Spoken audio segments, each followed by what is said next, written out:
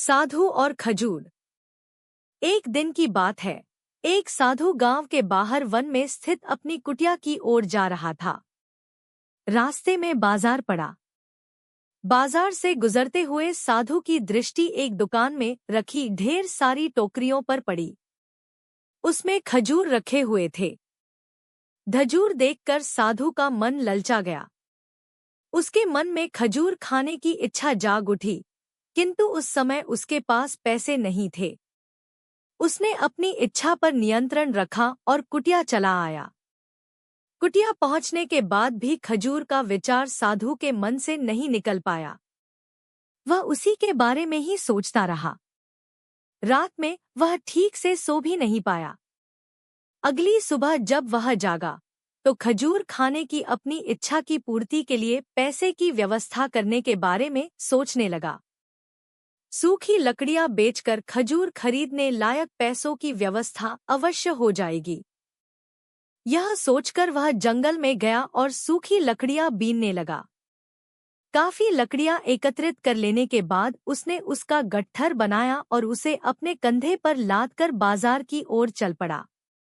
लकड़ियों का गट्ठर भारी था, जिसे उठाकर बाजार तक की दूरी तय करना आसान नहीं था, किंतु साधु चलता गया। थोड़ी देर में उसके कंधे में दर्द होने लगा, इसलिए विश्राम करने वह एक स्थान पर रुक गया। थोड़ी देर विश्राम कर वह पुनः लकड़ियां उठाकर चलने लगा।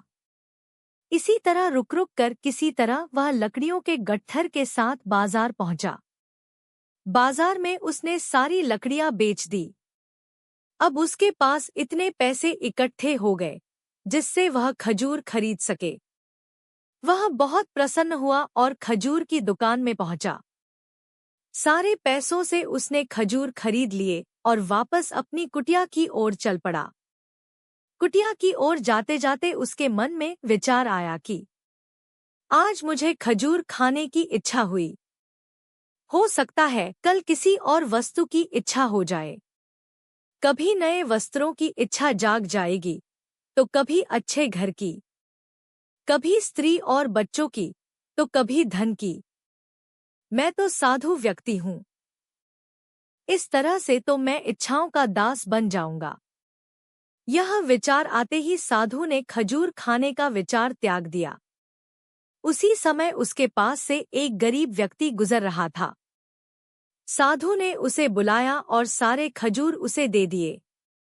इस तरह उसने स्वयं को इच्छाओं का दास बनने से बचा लिया। शिक्षा। यदि हम अपनी हर इच्छाओं के आगे हार जाएंगे तो सदा के लिए अपनी इच्छाओं के दास बन जाएंगे।